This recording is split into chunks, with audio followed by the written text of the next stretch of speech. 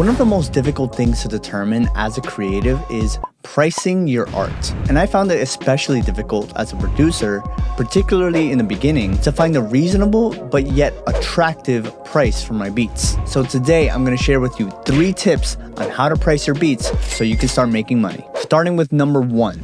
Knowing your audience. And what I mean by that is, for example, if you are catering to broke college students, then perhaps $1,000 for a beat is a bit unreasonable. But on the flip side, if you are working with, let's say, Apple, then maybe $1,000 for a beat is just opening the door for you to get ripped off. So what I suggest is do your research and communicate effectively with the client. Going back to that example I used about working with Apple, do your research on how much a company usually buys sync licenses for. They typically range from anywhere from $5K to $25K for full buyouts. Or if you're working with someone on a budget, ask them what that budget is and try to meet somewhere in the middle if your price is still too high. Or you can try to remove a service that you typically provide, like mixing and mastering, to make it fairer for you. Now on to tip number 2, keep your numbers in multiples of 5s and 10s. Now on to the actual numbers. The way I like to do it is, you take the minimum wage of where you live, let's say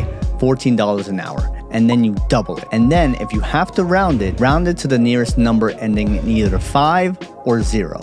And then you augment it by either $5 or $10 based on your years of experience and skill set. That amount is for you to decide. You have to determine how much your skill set is worth on top of the number we just landed on.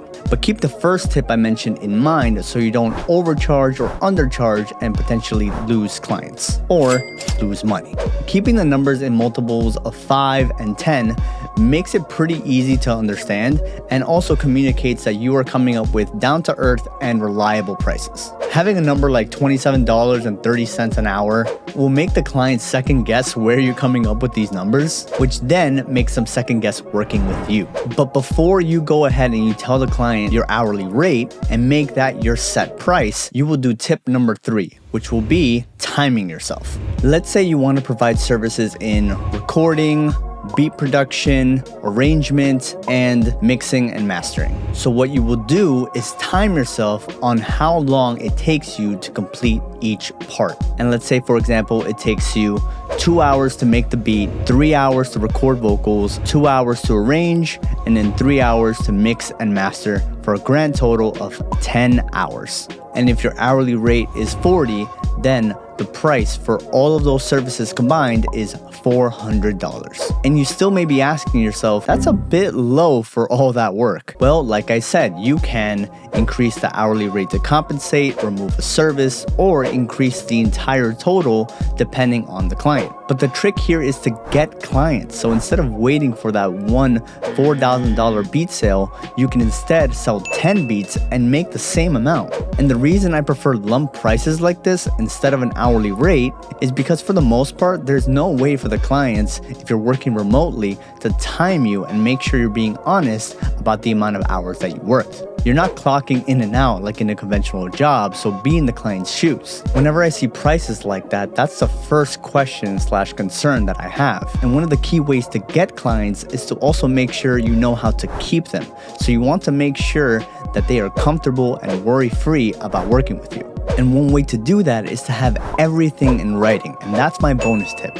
So please write a contract, and that's what that breakdown is here for. So at least on your end, it is clear and transparent what the client is paying for and how much you should be compensated. And you can include things like how many revisions do they get? How are you going to be credited? What are the splits on the royalties going to be like? All those things are really important, but at the very least, the topic of the price is already determined. Alright guys, comment below what is the average price that you put on your beats. And I know there is no definitive answer. I tried my best to come up with some sort of formula to help you guys along. And if you found value in this video, don't forget to like, subscribe to the channel, or check out some of my other videos on screen right now.